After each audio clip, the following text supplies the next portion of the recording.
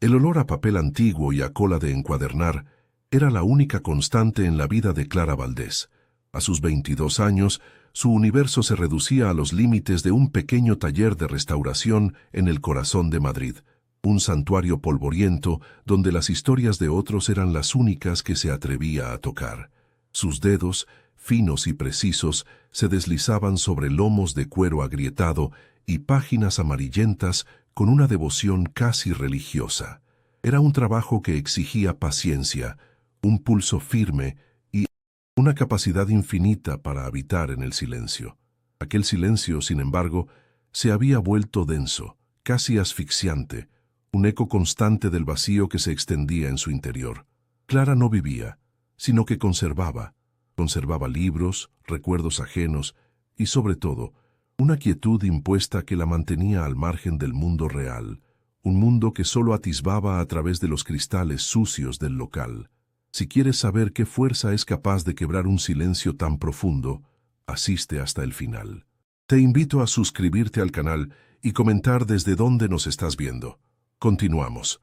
Su virginidad no era el resultado de una convicción moralista ni de una elección devota, sino la consecuencia natural de una vida en suspenso.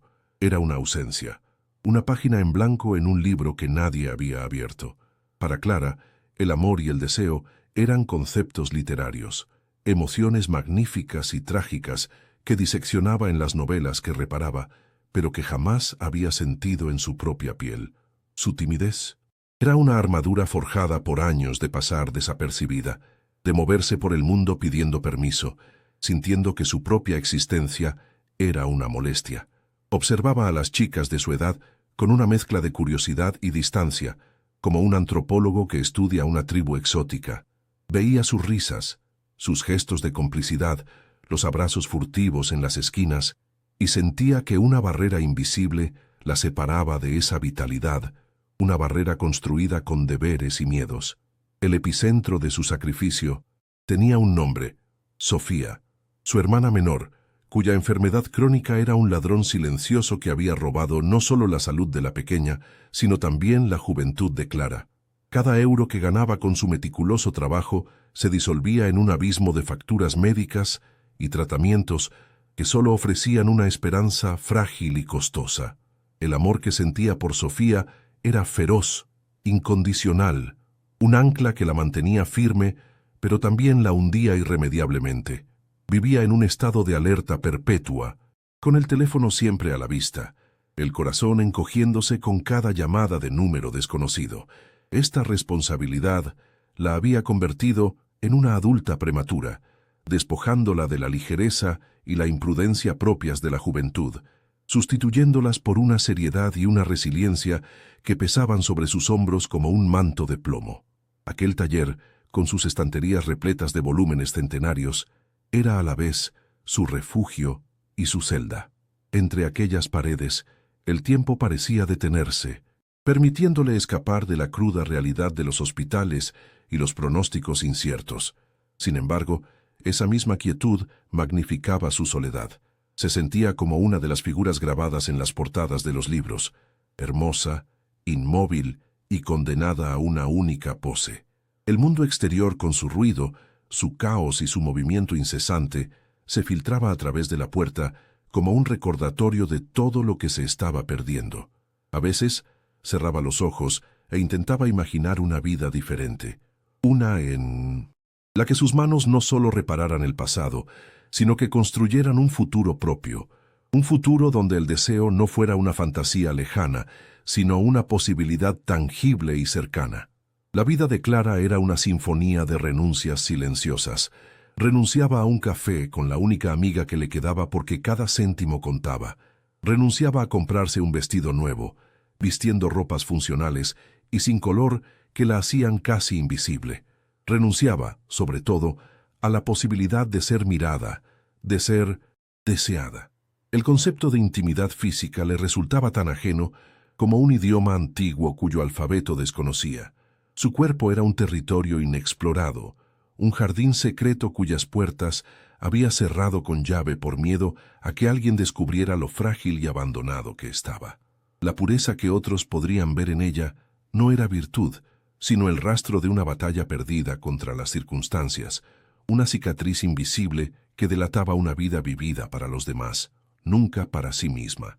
El apartamento que compartía con Sofía era una extensión del taller, funcional, ordenado hasta el extremo y carente de cualquier atisbo de espontaneidad. Todo estaba medido, controlado. Los horarios de las medicinas regían el día y el silencio de la noche se rompía a menudo por la tos seca de su hermana. Clara se movía por el espacio con la ligereza de un fantasma, cuidando de no hacer ruido, de no alterar el precario equilibrio que mantenía a flote su pequeño mundo. A menudo se quedaba despierta, sentada junto a la ventana observando las luces de Madrid. Cada luz era una historia, una vida bullendo de posibilidades, mientras la suya parecía consumirse lentamente, como la llama de una vela en una habitación sin aire, parpadeando débilmente ante la inmensidad de una noche que no le pertenecía. Esa tarde, el olor a papel viejo de repente se sintió opresivo. Un sobre con el membrete del hospital yacía sobre su mesa de trabajo, su blancura clínica desentonando con la calidez de la madera y el cuero. Dentro sabía que encontraría no solo cifras, sino una sentencia, la propuesta de un nuevo tratamiento, experimental y costosísimo, que representaba la última esperanza para Sofía. Sus manos, normalmente tan firmes, temblaban ligeramente mientras sostenía el papel. El peso de esa decisión inminente la aplastaba. Era más que dinero, era el reconocimiento de que su esfuerzo, su sacrificio constante, ya no era suficiente. Un nudo de desesperación se formó en su garganta, y por primera vez, el silencio de su taller no le ofreció consuelo, sino que se convirtió en el preludio de una tormenta que estaba a punto de desatarse. Madrid no era para ella una ciudad de oportunidades, sino un monstruo de asfalto y ruido que devoraba sus sueños uno a uno. Cada mañana, en el trayecto en un metro abarrotado, se sentía invisible, un grano de polvo más en la inmensa maquinaria de la metrópoli. Los rostros anónimos, las conversaciones apresuradas y el lujo inalcanzable de los escaparates de la Gran Vía eran un recordatorio constante de su insignificancia. Observaba la vida bullir a su alrededor como si fuera una película en un idioma extranjero, una coreografía vibrante en la que ella no conocía los pasos. La ciudad prometía libertad, pero para Clara, cada rascacielos era un barrote más en su jaula, cada avenida una distancia insalvable entre la vida que tenía y la que anhelaba en secreto, una vida que solo existía en las páginas de los libros que con tanto esmero devolvía al mundo. Su barrio, un laberinto de calles estrechas y edificios con la piel descascarillada en el sur de la ciudad, era el escenario de su reclusión. El aire olía a guisos caseros, a la humedad que se filtraba por las paredes y a la resignación de generaciones. Aquí la vida era una lucha comunal, una red de favores y deudas donde todos conocían los secretos de todos. Las vecinas la saludaban con una mezcla de lástima y admiración por su dedicación a Sofía, pero sus miradas también eran inquisitivas, un tribunal silencioso que juzgaba su soltería, su ropa sencilla, su ausencia en las fiestas del barrio. Cada ventana era un ojo que la observaba, cada murmullo un eco de las expectativas que pesaban sobre ella. El barrio no era un hogar, sino un recordatorio perpetuo de sus raíces, de la tierra de la que le resultaba imposible despegar. La figura de su madre, Carmen, era el pilar y la losa de su existencia, una mujer endurecida por la viudez prematura y la precariedad, cuyo amor se manifestaba a través de una pragmática y asfixiante preocupación. Para Carmen, los libros de Clara eran trastos viejos y su sensibilidad una debilidad peligrosa. «El amor no paga facturas, hija», le repetía como un mantra, mientras repasaba con dedos temblorosos los recibos que se acumulaban en la mesa de la cocina. Veía en su hija mayor la única vía de escape, una inversión a largo plazo para la seguridad de la familia.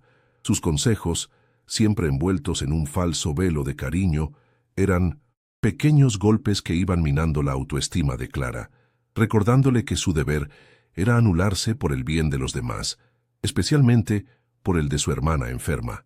La obsesión de su madre por encontrarle un buen partido se había convertido en una tortura sutil y constante. Cada conversación derivaba inevitablemente hacia algún candidato: el hijo del carnicero, un chico serio y trabajador, o el contable de una pequeña empresa, un hombre con futuro. Clara sentía una profunda repulsión ante esa visión del matrimonio como un mero contrato de supervivencia. Ella, que había idealizado el amor a través de las grandes historias de la literatura, no podía concebir la idea de entregar su cuerpo y su vida a cambio de estabilidad económica. Cada intento de su madre por concertar un encuentro era una profanación de sus ideales más íntimos, un recordatorio brutal de que en su mundo el deseo y la pasión eran lujos que no podía permitirse, fantasías inútiles frente a la cruda realidad de la necesidad. El ritmo de sus días estaba dictado por el frágil aliento de Sofía. La enfermedad de su hermana era un reloj implacable que marcaba las horas de medicación, las visitas al hospital y las noches de insomnio. Cada plan personal, por pequeño que fuera, nacía con la condena de una posible cancelación.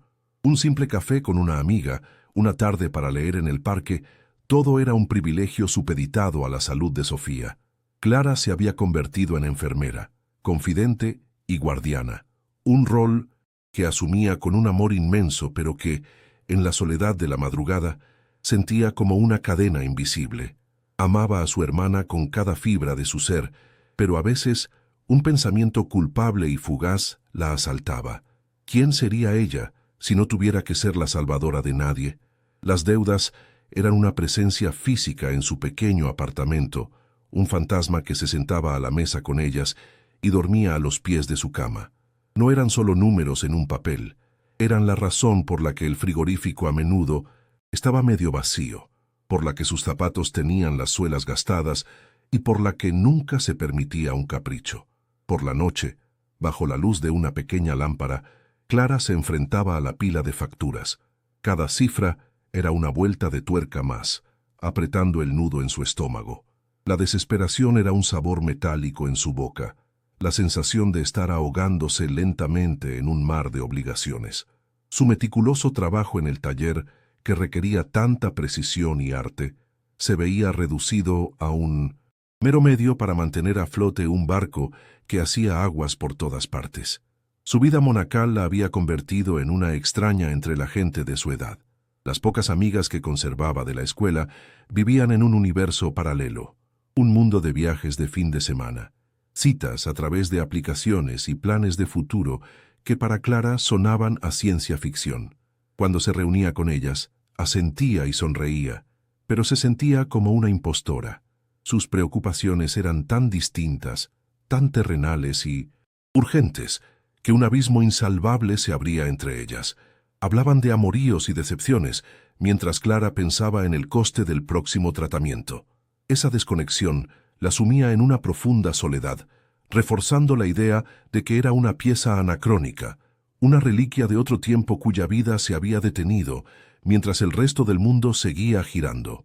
A veces, al volver a casa al anochecer, su ruta la llevaba deliberadamente por el barrio de Salamanca. Se detenía un instante frente a los portales señoriales y los restaurantes con estrellas Michelin, observando a través de los cristales un mundo de elegancia y despreocupación. Veía a parejas reír con copas de vino en la mano, a familias vestidas con ropas de marca, a hombres con trajes impecables que exudaban poder. No sentía envidia, sino una fascinación casi antropológica, una curiosidad dolorosa por esa realidad tan ajena. Aquellas luces brillantes, aquellas vidas aparentemente perfectas, subrayaban con crueldad la oscuridad y la estrechez de la suya. Era un recordatorio visual de que existían dos Madrid, y ella estaba atrapada por nacimiento y circunstancia, en el lado equivocado del muro invisible que los separaba. Toda esta presión externa, la enfermedad, las deudas, las expectativas de su madre, se había solidificado en su interior, formando un estricto código moral del que era prisionera. Había interiorizado la idea de que su felicidad era un objetivo secundario, un lujo egoísta que debía ser sacrificado en el altar del deber familiar.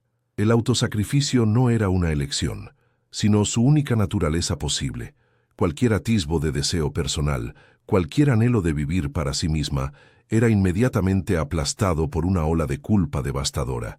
Se había convertido en su propia carcelera, patrullando los pasillos de su mente para asegurarse de que ninguna aspiración individual pudiera escapar. Su libertad no le había sido arrebatada. Ella misma la había entregado, convencida de que ese era el único acto de amor verdadero que podía ofrecer. La carta del hospital con la propuesta del nuevo tratamiento experimental fue la gota que colmó el vaso de su resistencia. La cifra, astronómica e inalcanzable, convertía todos sus esfuerzos pasados en un gesto patético e insuficiente. La esperanza que ofrecía era tan grande como la desesperación que provocaba su coste. Las súplicas de su madre se volvieron más intensas, teñidas de un pánico que Clara nunca le había visto. La tos de Sofía por las noches parecía más débil, más frágil. De repente el silencio de su vida se rompió. El peso se volvió insoportable, y la resignación que la había sostenido durante años comenzó a agrietarse, dejando al descubierto una determinación feroz. Haría cualquier cosa, absolutamente cualquier cosa, para salvar a su hermana, incluso si eso significaba destruir lo poco que quedaba de sí misma. El nombre de Damián Castellanos era una leyenda susurrada con una mezcla de temor y admiración en los círculos financieros de Madrid. A sus 35 años, había forjado un imperio desde las ruinas de una traición que casi lo aniquila. Su reputación le precedía, un estratega implacable, un negociador sin piedad, un hombre cuya única lealtad era hacia el poder y el control. Se movía por el mundo con la certeza de que todo, y todos, tenían un precio. Su vida personal era un enigma, un vacío cuidadosamente protegido del escrutinio público. Vivía en un ático en la Torre de Cristal, un espacio minimalista y gélido, que era el reflejo perfecto de su alma, ordenado hasta la obsesión, tecnológicamente avanzado y desprovisto de cualquier rastro de calidez humana. Era una fortaleza de cristal y acero diseñada para mantener el mundo a raya, un santuario de soledad autoimpuesta, donde las emociones eran consideradas una vulnerabilidad inaceptable. El pasado lo había esculpido a base de cincel y fuego, dejándolo con una única y profunda cicatriz.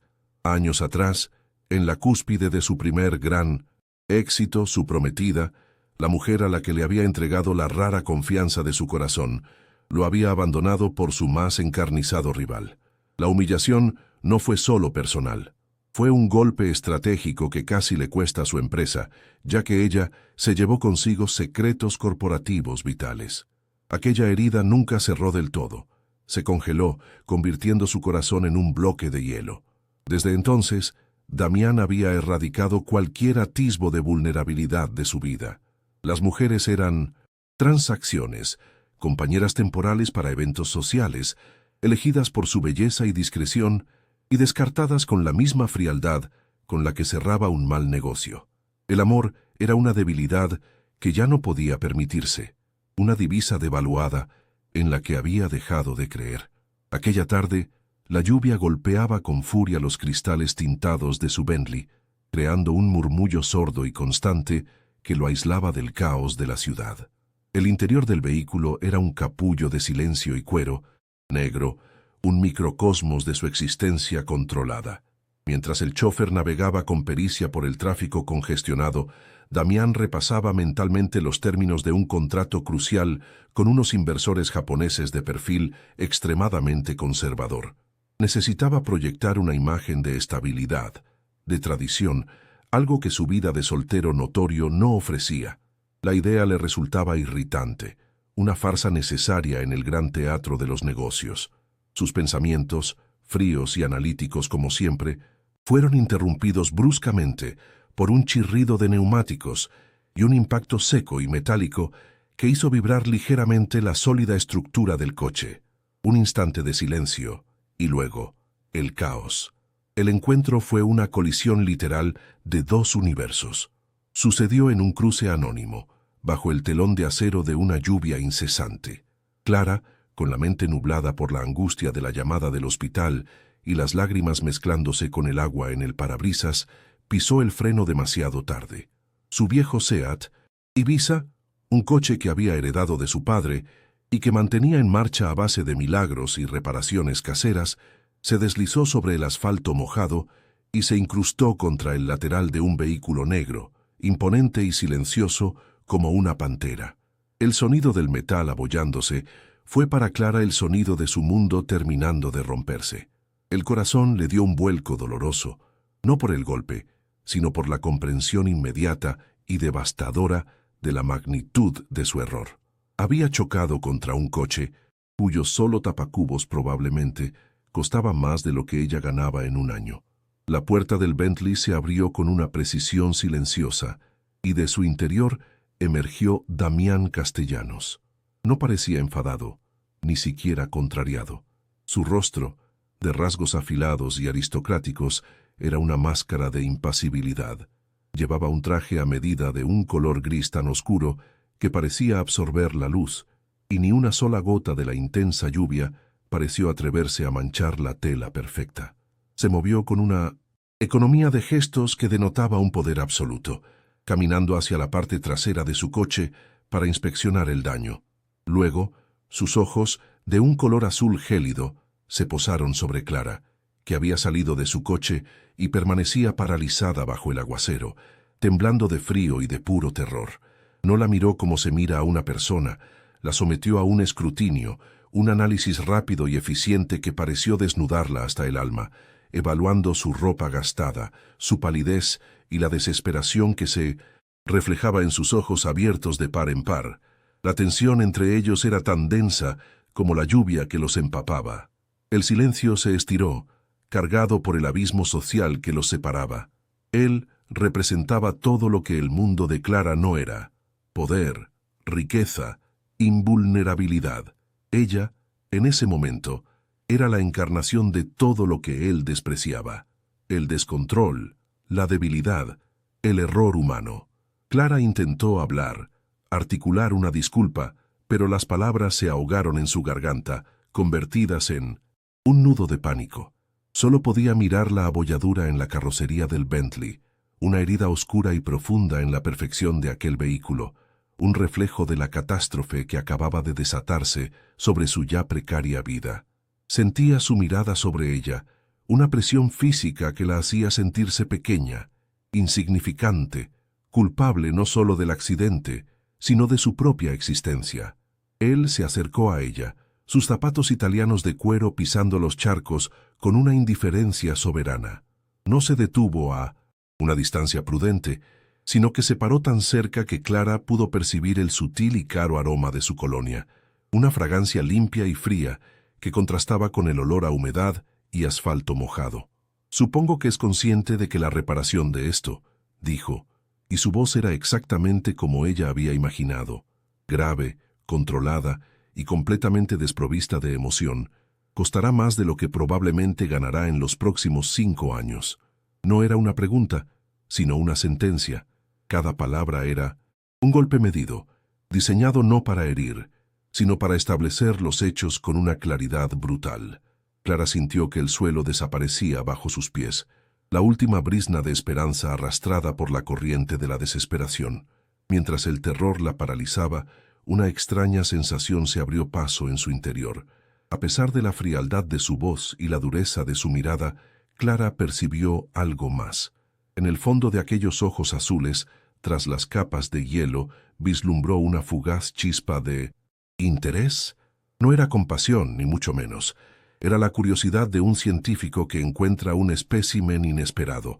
Él la estaba observando con una intensidad que iba más allá del accidente. Estaba estudiando su reacción, su miedo puro y sin adulterar, como si fuera una emoción exótica que no hubiera presenciado en mucho tiempo. Por un instante, la dinámica cambió. Ya no era solo un millonario y una joven que había cometido un error. Eran dos soledades, una forjada en el lujo y la otra en la necesidad, mirándose a través de un abismo de incomprensión y una incipiente e inexplicable fascinación. Damián, por su parte, se encontró inesperadamente intrigado. Estaba acostumbrado a las lágrimas de cocodrilo, a las súplicas calculadas y a los intentos de seducción como forma de eludir responsabilidades. Pero en aquella chica empapada y temblorosa no había nada de eso. Había un pánico genuino, una vulnerabilidad tan cruda y real que resultaba casi anacrónica en su mundo de superficies, pulidas y emociones manufacturadas. Vio la integridad en la forma en que ella no apartaba la mirada de la abolladura, asumiendo la totalidad de la culpa. Vio la desesperación en el temblor de sus labios. Y en ese preciso momento, mientras los inversores japoneses y la necesidad de una prometida falsa volvían a su mente, una idea, tan audaz como perversa, comenzó a tomar forma. Aquella chica, con su aura de pureza sacrificada, podría ser mucho más que un problema. Podría ser la solución. Él no llamó a la policía ni a su seguro. En su lugar sacó de su cartera una tarjeta de visita, negra, minimalista, con su nombre grabado en letras plateadas. Se la tendió. Sus dedos rozaron los de ella por un instante, un contacto gélido que le provocó a Clara un escalofrío que no tenía nada que ver con el frío. «No voy a hacer nada ahora», dijo él, su tono bajo y confidencial, creando una burbuja de intimidad en medio del caos. «Vaya a casa. Mañana, a las 9 en punto, llame a mi asistente y concierte una cita. Discutiremos cómo va a pagarme». No era una opción, era una orden. Se dio la vuelta sin esperar respuesta, subió a su coche y desapareció en la cortina de lluvia, dejando a Clara sola en la calle, empapada, temblando y sosteniendo en su mano no solo una tarjeta, sino el peso de un destino que acababa de ser irrevocablemente alterado. El ático de Damián Castellanos no era un hogar, sino una declaración de principios. Un espacio vasto, gélido e impersonal en lo más alto de la Torre de Cristal, donde el único color provenía de las luces de Madrid, extendiéndose a sus pies como una alfombra de diamantes rotos. El mobiliario, de un minimalismo casi quirúrgico, parecía diseñado para repeler cualquier atisbo de comodidad o calor humano. Clara se sentía como un gorrión extraviado en un palacio de hielo, su ropa modesta y su presencia nerviosa, una mancha de imperfecta humanidad en aquel lienzo de acero, cristal y silencio. Él la observaba desde detrás de un escritorio de 1970, ébano tan grande y pulcro que parecía un altar dedicado al poder. No le ofreció asiento. La estudió con la misma distancia con la que analizaría un balance de cuentas, y en esa mirada, Clara comprendió que para él, ella era exactamente eso, una cifra, una variable en una ecuación compleja que solo él entendía. El contrato que deslizó sobre la superficie negra del escritorio era un documento grueso y ominoso. Damián no se lo entregó para que lo leyera. Se lo resumió con una frialdad quirúrgica que despojaba a cada cláusula de su monstruosidad. Hablaba de apariciones públicas, de un guión de anécdotas sobre su supuesto romance, de un vestuario específico que se le proporcionaría. Mencionó una cláusula de confidencialidad tan férrea que la amenazaba con la ruina total si alguna vez hablaba. Y luego, la más humillante de todas, una sección que detallaba explícitamente la ausencia de cualquier contacto íntimo no programado o consentido por ambas partes para fines de representación pública. Cada palabra era un ladrillo más en el muro que la separaba de su propia dignidad, un recordatorio brutal de que su cuerpo y su tiempo ya no le pertenecían. Estaba siendo comprada, pieza por pieza, y el precio era la vida de su hermana. Con una mano que temblaba visiblemente, Clara tomó la pluma de plata que él le ofreció.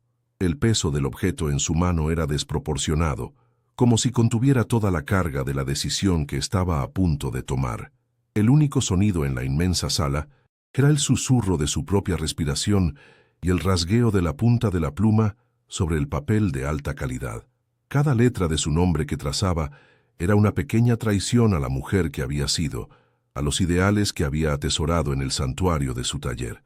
Cuando terminó, el silencio que siguió fue más pesado que cualquier palabra. Levantó la vista y se encontró con la mirada de Damián, fija en ella, indescifrable. No había triunfo ni satisfacción en sus ojos, solo una quietud vacía, la de un hombre que había ganado una partida más, en un juego que ya no le producía ningún placer. El pacto estaba sellado. La transformación de Clara Valdés comenzó al día siguiente. Damián la condujo por las tiendas más exclusivas de la calle Serrano, con la eficiencia de un general desplegando sus tropas. No le preguntaba por sus gustos, Simplemente señalaba prendas y las dependientas, con sonrisas serviles, se apresuraban a obedecer. Para Clara, fue una experiencia de disociación. Se veía en los espejos vestida con sedas, cachemires y lanas que costaban más que el alquiler de su piso, pero no se reconocía. Aquella mujer elegante y sofisticada era un personaje, una construcción. Damián la observaba con una concentración analítica, corrigiendo su postura, indicándole cómo debía caminar con aquellos tacones imposibles. No era un acto de generosidad, sino de creación. Estaba esculpiendo a su prometida perfecta, eliminando cada rastro de la chica del taller para que solo quedara el producto que necesitaba presentar al mundo. La tensión alcanzó su primer pico durante la prueba de un vestido de gala. Era una pieza de seda color esmeralda que se adhería a su cuerpo como una segunda piel, revelando una figura que ella siempre había mantenido oculta bajo capas de ropa funcional. Mientras estaba de pie, torpe y expuesta sobre la tarima, Damián se acercó para ajustarle un collar de diamantes. Sus dedos, largos y fríos, rozaron la piel sensible de la nuca de Clara.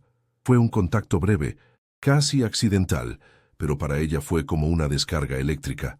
Un calor inesperado recorrió su espina dorsal, un hormigueo que la dejó sin aliento. Vio en el espejo cómo él retiraba la mano bruscamente, como si también hubiera sentido la descarga. Por un instante sus miradas se cruzaron en el reflejo, y en la de él, Clara vio una fugaz sorpresa, una fisura en su máscara de control que desapareció tan rápido como había llegado. La primera prueba de fuego fue una cena íntima con dos de los socios más importantes de su empresa. Se celebró en un reservado de un restaurante donde el silencio era el mayor de los lujos. Clara se sentía como una actriz en su noche de estreno, aterrorizada por olvidar su papel. Recitó las anécdotas que habían ensayado, sonrió en los momentos adecuados y mantuvo una pose de adoración hacia Damián. Sin embargo, en un momento de la conversación sobre arte contemporáneo, uno de los socios mencionó a un oscuro pintor del siglo XIX. Inesperadamente, Clara, la restauradora de libros, intervino con un comentario perspicaz y bien fundamentado sobre las técnicas de pigmentación de la época. Un silencio se apoderó de la mesa. Damián la miró, y por primera vez, su expresión no fue de análisis, sino de genuino asombro. Vio más allá del papel que le había asignado. De vuelta al ático, el silencio en el ascensor era denso y cargado de una nueva e indefinible energía. Clara esperaba una reprimenda por haberse salido del guión, pero en lugar de eso, él se sirvió un whisky y se quedó de pie junto al inmenso ventanal de espaldas a ella. Nadie me había sorprendido en mucho tiempo, dijo finalmente, su voz más grave de lo habitual, sin volverse. La frase, desprovista de cualquier calidez, era sin embargo la cosa más parecida a un cumplido que le había dirigido. Clara sintió un extraño vuelco en el corazón. Aquel pequeño reconocimiento era como una grieta por la que podía atisbar al hombre que se ocultaba tras el impenetrable CEO. Se dio cuenta de que no solo quería cumplir su parte del trato, una parte de ella, irracional y peligrosa, anhelaba ganarse su respeto, ser vista por él como algo más que un activo. A medida que los días se convertían en semanas, la convivencia forzada tejió entre ellos una extraña red de rutinas y silencios compartidos. Clara descubrió sus hábitos: el café negro y sin azúcar por la mañana, las largas horas que pasaba trabajando en su despacho sin emitir un solo sonido, la forma en que aflojaba imperceptiblemente el nudo de su corbata al final del día. Eran pequeños detalles, fragmentos de una intimidad no deseada que se filtraban en su conciencia. Él, por su parte, parecía notar su presencia de una manera que iba más allá de la simple vigilancia. A veces la encontraba leyendo uno de los pocos libros que había en el ático y se detenía un instante, observándola con una expresión que ella no sabía interpretar, una mezcla de curiosidad y algo que se parecía peligrosamente a la nostalgia. Una noche, mientras esperaban en el coche a que se abriera la puerta del garaje tras una gala benéfica, él permaneció en silencio más tiempo de lo habitual. La tensión en su mandíbula era visible incluso en la penumbra. «¿Por qué lo haces?», preguntó ella en voz baja, sin saber muy bien a qué se refería, si al trabajo, a su vida solitaria, a todo. Él giró la cabeza lentamente y la miró. Sus ojos azules parecían dos fragmentos de un glaciar. Porque la confianza es una mercancía para ingenuos, respondió, y en su voz había un eco de un dolor tan antiguo y profundo que Clara sintió un escalofrío.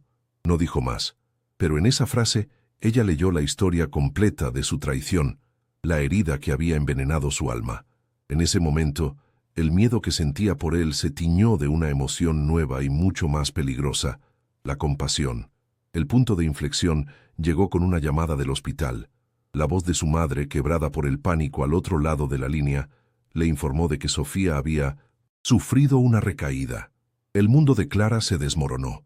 Colgó el teléfono y se quedó inmóvil en medio del lujoso salón, incapaz de respirar, con las lágrimas cayendo en silencio por su rostro. Damián salió de su despacho al no oírla moverse. La encontró así, rota y desolada, y por primera vez pareció no saber cómo reaccionar. La rigidez de su cuerpo delataba su incomodidad ante una muestra de emoción tan cruda. Dudó un instante, y luego, con una torpeza que contrastaba con su habitual seguridad, se acercó y le puso una mano en el hombro. El gesto era vacilante, casi clínico, pero fue suficiente para que Clara se derrumbara por completo. No la abrazó. En su lugar, hizo lo único que sabía hacer, tomar el control. En menos de 10 minutos, había hablado con el director del hospital, había conseguido el informe médico y estaba organizando el traslado inmediato de Sofía a la clínica en Suiza, adelantando los plazos del acuerdo. Clara lo observaba moverse, dar órdenes por teléfono con una autoridad absoluta, y se sentía dividida entre la gratitud abrumadora y un creciente malestar. Él estaba resolviendo su problema, sí, pero también la estaba atando a él con cadenas de una deuda aún mayor, una que ya no era solo económica, sino profundamente personal. La estaba salvando, pero al mismo tiempo sentía que la estaba poseyendo, que cada acto de su aparente generosidad era una forma de reafirmar su poder sobre ella. Esa noche, cuando todo estuvo arreglado y un silencio exhausto se instaló en el ático, Clara no pudo dormir. Salió al salón y lo encontró allí, de pie junto al ventanal, como tantas otras noches. Se acercó y se quedó a su lado, mirando las luces de la ciudad. «Gracias», susurró ella. Él no respondió de inmediato. «No lo he hecho por ti», dijo finalmente con su frialdad habitual, pero su voz carecía de la dureza de siempre. «Un acuerdo es un acuerdo». Clara sabía que era una mentira, o al menos una verdad a medias. Lo había hecho porque verla sufrir le había afectado de una forma que ni él mismo entendía o estaba dispuesto a admitir. Y en esa negación, en esa incapacidad para reconocer su propia humanidad, Clara encontró un resquicio de vulnerabilidad que la atrajo con una fuerza irresistible. El deseo, cuando llegó, no fue una llamarada súbita, sino una marea lenta y sigilosa que fue inundando cada rincón de su ser. Nació de esos instantes robados, la visión de su mano rozando la suya al pasarle una copa, el sonido de su respiración a su lado en la oscuridad del coche, la intensidad de su mirada cuando creía que ella no lo veía. Clara, que había vivido toda su vida en un exilio autoimpuesto de cualquier anhelo físico, se encontró de repente habitando un cuerpo que no reconocía, un cuerpo que vibraba con una conciencia nueva y aterradora. Deseaba a Damián, deseaba al hombre frío y herido que la había comprado, al arquitecto de su jaula dorada. Y el descubrimiento de ese deseo la llenó de una mezcla de vergüenza y una excitación tan profunda que le daba vértigo. Este nuevo anhelo se convirtió en su dilema más tortuoso. Cada vez que sentía esa punzada de atracción, una ola de culpa la golpeaba con la fuerza de un latigazo. ¿Cómo podía desear al hombre que representaba todo aquello que despreciaba? ¿Cómo podía anhelar la intimidad con alguien que había convertido su vida en una transacción? Se sentía sucia, una traidora a sí misma. El contrato que había firmado con tinta se había reescrito en su piel con fuego. Ya no se trataba solo de fingir por el bien de Sofía. Ahora, el mayor peligro no era el mundo exterior ni las mentiras que tenía que contar, sino la verdad que estaba creciendo en su interior, que una parte de ella no quería que el acuerdo terminara. Los encuentros se volvieron un campo de minas emocional. Cada cena, cada evento, era una prueba de resistencia. Tenían que sonreír, tocarse la mano, simular una complicidad que se estaba volviendo peligrosamente real. Clara se descubrió observando sus labios cuando hablaba, imaginando cómo sería su beso. Damián, por su parte, parecía librar su propia batalla. Sus toques, antes calculados y fríos, ahora a veces se demoraban un segundo más de lo necesario. Sus miradas se volvían más intensas, y en ocasiones, Clara creía ver en ellas un reflejo de su propio anhelo prohibido, una lucha interna entre su férrea disciplina y un impulso que se negaba a ser controlado.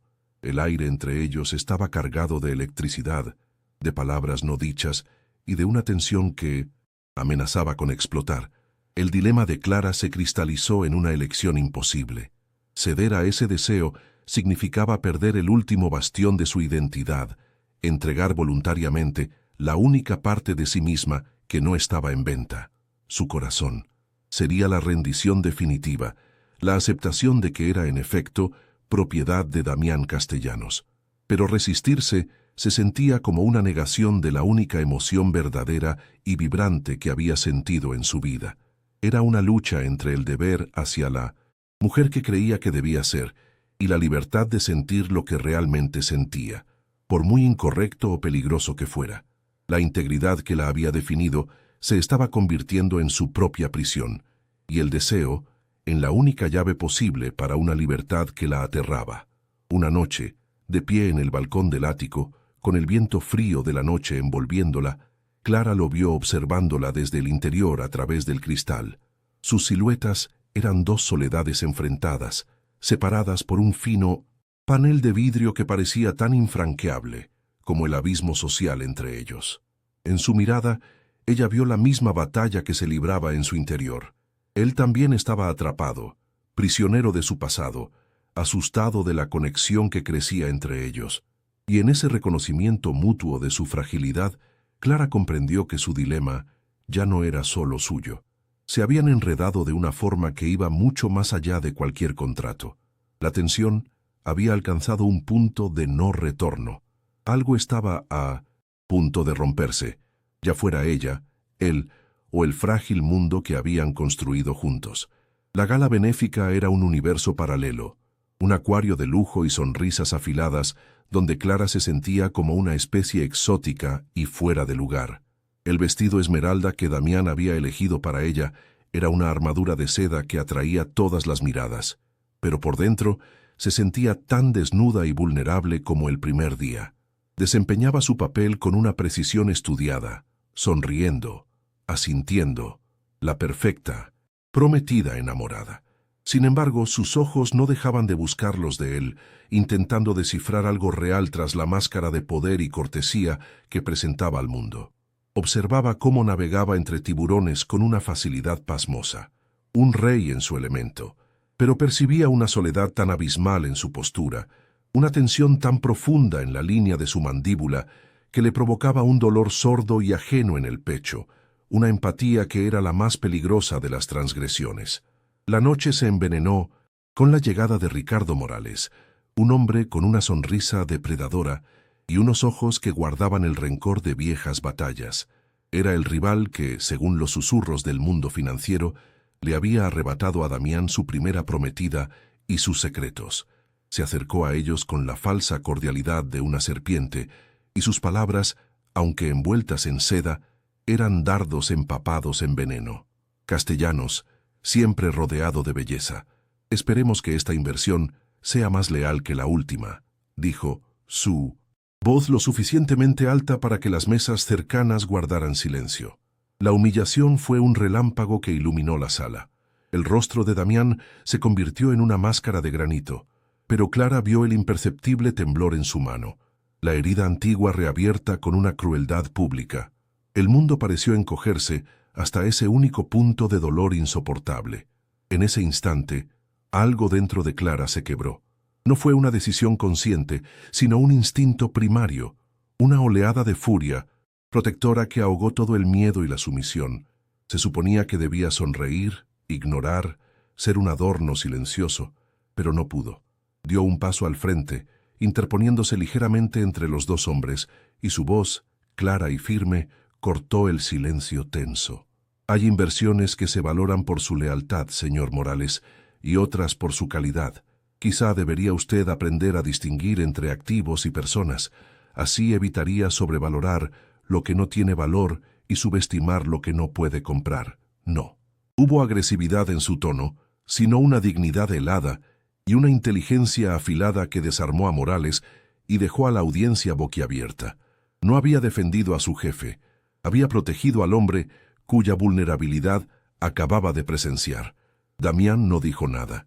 Su mano se cerró sobre el brazo de Clara, no con violencia, sino con una urgencia que era casi un grito silencioso. La sacó de allí con pasos rápidos y decididos, abriéndose paso entre los murmullos y las miradas atónitas.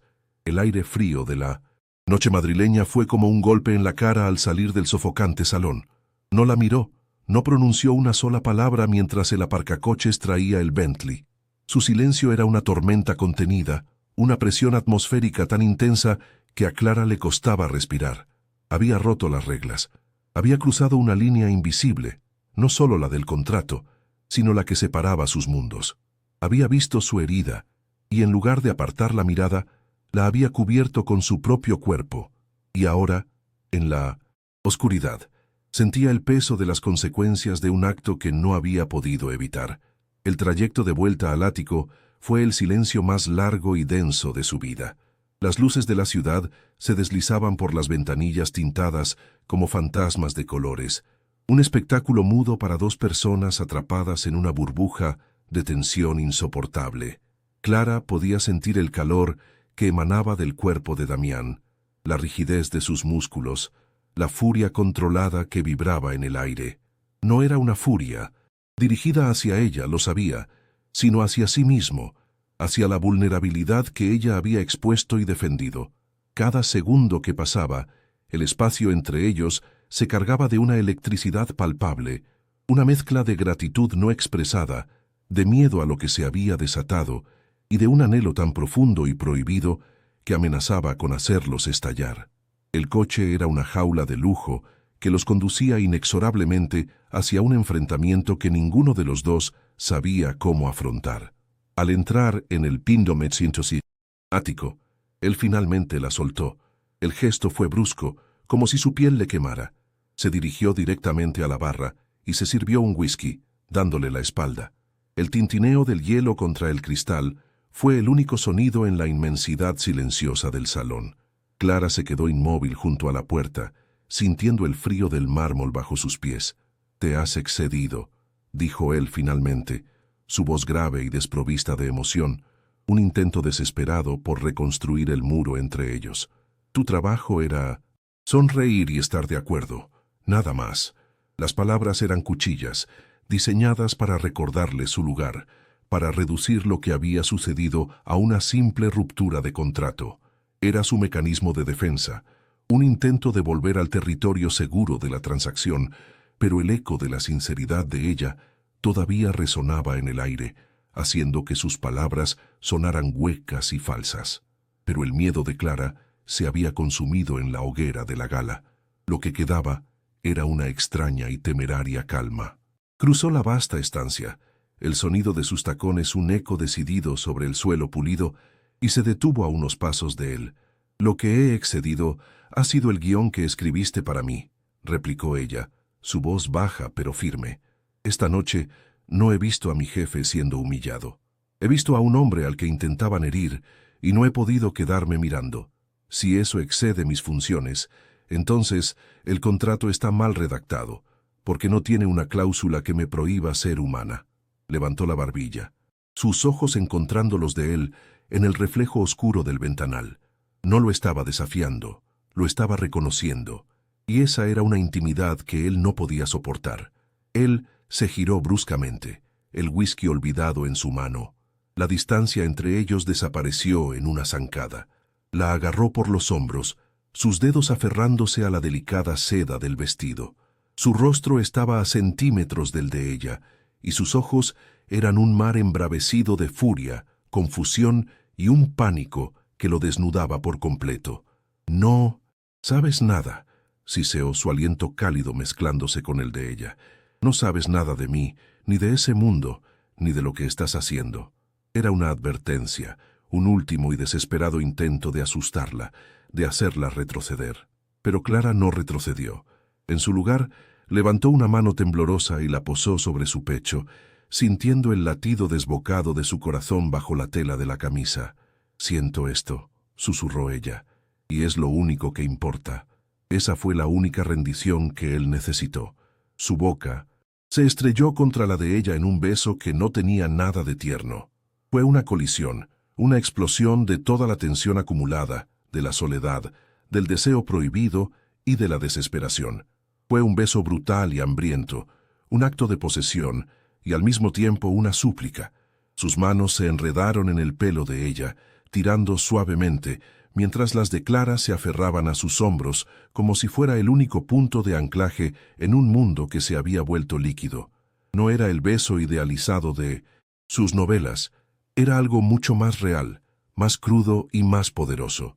Era el sabor del whisky, de las lágrimas que ella no sabía que estaba derramando, y de una necesidad tan profunda y compartida que rompía todas las barreras, todos los contratos y todas las defensas. Cuando finalmente se separaron, ambos jadeaban, con la respiración entrecortada. El silencio que cayó entre ellos ya no era tenso, sino frágil y sobrecogedor. Damián la miró, y por primera vez desde que se conocieron, no había rastro de hielo en sus ojos. Solo quedaba una vulnerabilidad abrumadora, un terror puro y una pregunta sin palabras. La había dejado entrar. Había permitido que una desconocida viera más allá de la fortaleza que había construido durante años. El acto de transgresión no había sido la defensa pública de Clara, ni siquiera el beso. La verdadera transgresión fue aquel instante de quietud, aquel momento en que dos almas fortificadas se reconocieron en sus ruinas, dejando al descubierto un sentimiento tan aterrador e innegable que cambiaría el curso de sus vidas para siempre, mucho más allá de las cláusulas de cualquier contrato. La mañana siguiente, al beso no trajo consigo la calidez de una confesión, sino el frío de un abandono. Clara despertó sola en la inmensidad de una cama que parecía un campo de nieve virgen, excepto por el hueco que su propio cuerpo había dejado. El silencio del ático ya no era el de un espacio controlado, sino el de una tumba de lujo. Damián se había ido. No había dejado nota ni un mensaje, solo el eco de su ausencia y el fantasma febril de su boca contra la de ella. Cada objeto de diseño, cada superficie pulida, parecía observarla con una indiferencia acusadora. Se sentía como una intrusa que en un momento de locura había olvidado su lugar y ahora debía enfrentarse a las consecuencias de su atrevimiento. El lujo que la rodeaba ya no era opresivo, sino un insulto directo a la intimidad que habían compartido y que él, con su huida, había decidido borrar. Los días que siguieron fueron una lección de aniquilación sutil. Damián no la despidió, simplemente la borró de su presente. Se convirtió en una presencia fantasma en su propia casa, comunicándose únicamente a través de las órdenes impersonales que su asistente le transmitía por correo electrónico. Él salía del ático antes de que ella despertara y no regresaba hasta bien entrada la madrugada, cuando el agotamiento ya la había vencido. El vasto apartamento, que por un breve instante había contenido la posibilidad de una conexión, se transformó en un mausoleo de lo que pudo haber sido.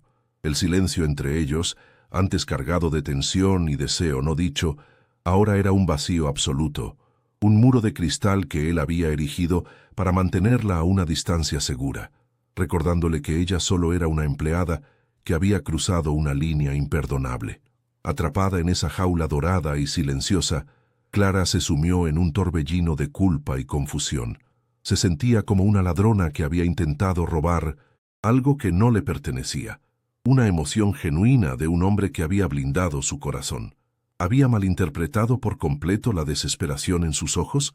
¿Había sido su beso un simple acto de debilidad momentánea? ¿Un error que él ahora lamentaba con cada hora de evitación?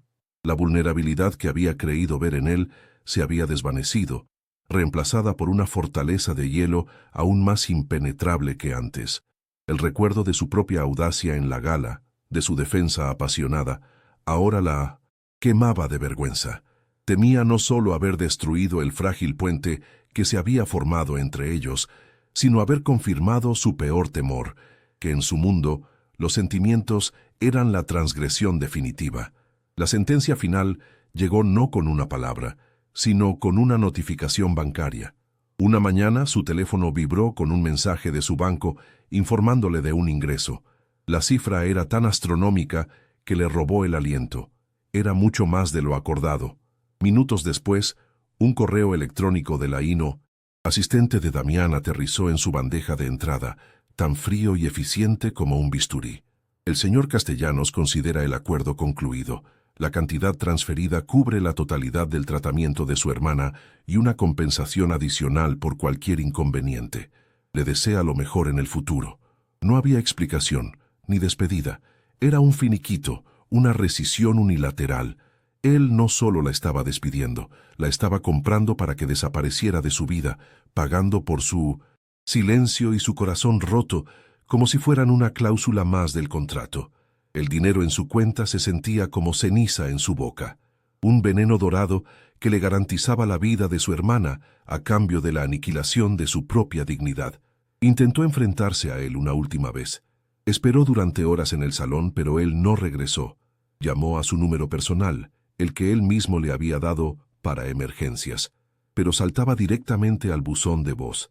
Había sido bloqueada, borrada, excomulgada de su universo con una eficiencia implacable.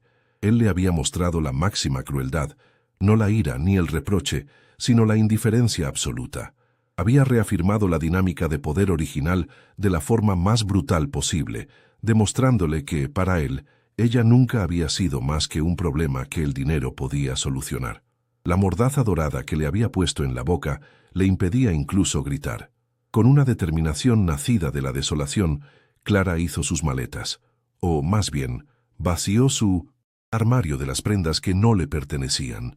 Dobló con un cuidado casi reverencial los vestidos de seda, los abrigos de cachemir y los zapatos de tacón imposible, y los dejó sobre la cama inmaculada. Eran el disfraz de una mujer que ya no existía, la piel ajena de un personaje cuyo papel había terminado abruptamente.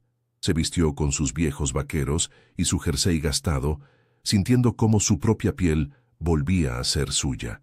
Al salir del ático por última vez, no miró atrás.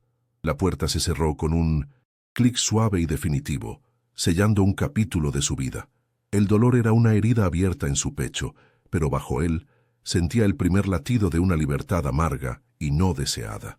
El regreso a su pequeño apartamento en el sur de la ciudad fue un choque sensorial. El olor a papel viejo y a la sopa de su madre, los ruidos familiares de los vecinos, la luz tenue que se filtraba por la ventana. Todo era exactamente igual, pero ella era irrevocablemente distinta. Su madre, al enterarse del dinero, lloró de alegría y la abrazó con una gratitud que a Clara le resultó insoportable. Carmen veía la solución a todos sus problemas. No podía comprender la devastación en los ojos de su hija. Para su familia, ella era la heroína que había conseguido el milagro. Para sí misma, era un fraude que había vendido su alma y había sido rechazada.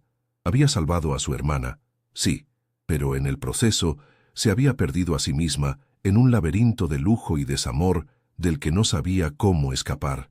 Mientras tanto, en la cima de su torre de cristal, Damián se ahogaba en la victoria que él mismo había diseñado. El ático, ahora vacío de su presencia silenciosa, se había vuelto insoportablemente grande y estéril.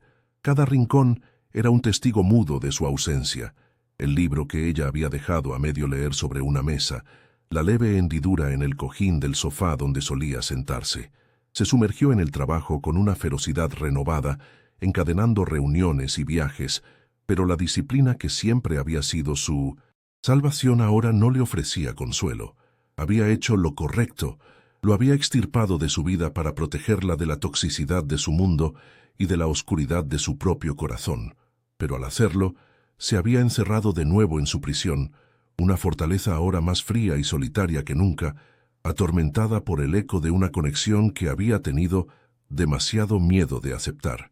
Los primeros días de Clara fueron un duelo silencioso, una niebla de dolor y resignación, pero lentamente, bajo las capas, de la herida algo más comenzó a agitarse. El dolor sordo y constante comenzó a transmutarse en una ira fría y lúcida. Él no solo la había rechazado, la había subestimado. Había asumido que su silencio podía comprarse, que sus sentimientos eran un daño colateral sin importancia en su estrategia de autoprotección. La había tratado como a su ex prometida, como a una variable más en una ecuación de traición y desconfianza. Pero ella no era como ella. Su defensa en la gala no había sido un cálculo. Su beso no había sido una mentira. Había sido real. Y la comprensión de que él había despreciado esa verdad, no por maldad, sino por puro terror, no la debilitó. Al contrario, encendió en ella una chispa de fuerza que no sabía que poseía. Una tarde, sentada en su taller, con el olor familiar del cuero y el pegamento envolviéndola, Clara miró sus manos. Eran manos que sabían reparar lo roto, que entendían de paciencia y de estructuras ocultas. Había conseguido el dinero para Sofía. Había cumplido su parte del trato más importante. Pero la historia con Damián no podía terminar así, con un finiquito y un silencio cobarde. No se trataba de recuperarlo, ni de buscar venganza. Se trataba de reclamar su propia narrativa. Él no tendría la última palabra sobre quién era ella, ni sobre lo que había sentido. La chica tímida que había chocado contra su coche había muerto en aquel ático. En su lugar, estaba naciendo una mujer que había vislumbrado el corazón de un hombre herido y que, en lugar de huir, había decidido quedarse. Y esa mujer no estaba dispuesta a desaparecer. Pasaron 6 meses. 6 meses en los que el mundo de Clara recuperó un ritmo sosegado, casi normal. Sofía, en Suiza, respondía al tratamiento con una lentitud que era, en sí misma, una victoria. El dinero de Damián había sido la llave, pero la verdadera sanación provenía de la esperanza que ahora florecía en el pecho de su hermana. Clara volvió a su taller, a su refugio de papel y cuero, pero algo en ella había cambiado de forma irrevocable. Ya no se escondía entre los libros, los habitaba con una nueva autoridad. Una tarde, mientras clasificaba una donación, sus dedos se toparon con un volumen antiguo, casi deshecho, con el lomo partido y las páginas manchadas de humedad. Era una primera edición de El Conde de Montecristo, y en la guarda, casi borrado por el tiempo, reconoció el exlibris de la familia Castellanos. No era un encargo, era el destino. El proceso de restauración se convirtió en un ritual íntimo y secreto, una conversación silenciosa con el hombre que la había roto, y sin saberlo, la había reconstruido más fuerte. Durante semanas, trabajó en el libro con una devoción que trascendía la profesionalidad. No solo reparaba el papel, parecía suturar una herida invisible, alisar las arrugas de un pasado doloroso. Limpió cada mancha como si borrara una lágrima antigua. Reforzó el lomo como si estuviera apuntalando un alma a punto de derrumbarse. Cada puntada de hilo en la nueva encuadernación era una palabra de consuelo que nunca le había dicho. No era un trabajo, era un acto de empatía silenciosa, un diálogo con el fantasma de un niño que perdió la fe en el mundo y decidió convertirse en su propio verdugo. Era su forma de decirle que entendía su dolor. Cuando el libro estuvo terminado, parecía nuevo y antiguo a la vez, con las cicatrices de su historia honradas, no ocultadas. No lo llevó en persona. No buscó un enfrentamiento ni una absolución. Lo envolvió cuidadosamente en papel de seda y una caja sencilla, y lo envió a través de un mensajero anónimo a la dirección de la Torre de Cristal. No incluyó remitente. El libro hablaría por sí mismo. Imaginó el paquete llegando a aquel universo de eficiencia fría, un objeto cálido, orgánico y lleno de historia en un ecosistema de acero, cristal y datos. Era un mensaje enviado en un idioma que solo él podría entender, una pieza de su pasado de vuelta, no como una acusación, sino como una ofrenda de paz, como la prueba de que algo de él había quedado en sus manos y ella había decidido cuidarlo. Damián recibió el paquete en su despacho. Su asistente lo dejó sobre su escritorio, entre informes de bolsa y contratos internacionales. Lo habría ignorado de no ser por la ausencia de marcas corporativas. La curiosidad, una emoción que raramente se permitía, le hizo abrirlo. Al ver la cubierta de cuero restaurado, su corazón, un músculo que creía atrofiado, dio un vuelco doloroso. Reconoció el escudo, familiar, el libro que su padre le leía de niño, el que creía perdido en la liquidación de sus bienes tras la traición. Sus manos, acostumbradas a la frialdad de las pantallas táctiles, temblaron al tocar la textura del papel. Dentro, en la primera página, una nota escrita con la caligrafía elegante y precisa de Clara. Solo 7 palabras. Hay cosas que las manos sí pueden reparar. La frase lo desarmó por completo, derribando el último muro de su fortaleza. La campanilla de la puerta del Muno Taller sonó una tarde de otoño, cuando la luz dorada se filtraba a través de los cristales polvorientos. Clara levantó la vista de su trabajo, esperando a un cliente habitual, pero en el umbral, recortado contra la luz de la calle, estaba él, Damián Castellanos. Su traje impecable parecía una armadura inútil en aquel santuario de tiempo y paciencia. No dijo nada. Sostenía el libro en sus manos como si fuera un corazón trasplantado que aún no sabía si su cuerpo aceptaría. Sus ojos recorrieron el pequeño local, el caos ordenado de herramientas, prensas y volúmenes a medio reparar, y finalmente se posaron en ella. El silencio entre ellos no era de ausencia, sino de una abrumadora presencia. «Clara», dijo él, y en su nombre, pronunciado con una voz grave y despojada de toda arrogancia, cabía toda la historia que habían compartido. No hubo disculpas verbales, ni promesas, ni explicaciones. Su presencia allí, en su mundo, era la única confesión necesaria. Se acercó lentamente a la mesa de Pimbeo, trabajo y dejó el libro sobre la madera gastada, junto a las herramientas de ella. El gesto fue una rendición y una propuesta. Un puente tendido entre dos mundos que habían colisionado violentamente y que ahora se encontraban en un territorio neutral, sagrado. Él había salido de su torre, y ella nunca volvería a sentirse pequeña ni invisible. El final de su historia no estaba escrito en las páginas de ningún libro, pero por primera vez, en la quietud de aquel taller, ambos parecían estar listos para sostener la pluma juntos. Si crees que las heridas más profundas merecen una segunda oportunidad de ser reparadas, te invito a que te suscribas, dejes un me gusta y compartas esta historia. Cuéntanos en los comentarios qué final escribirías para ellos.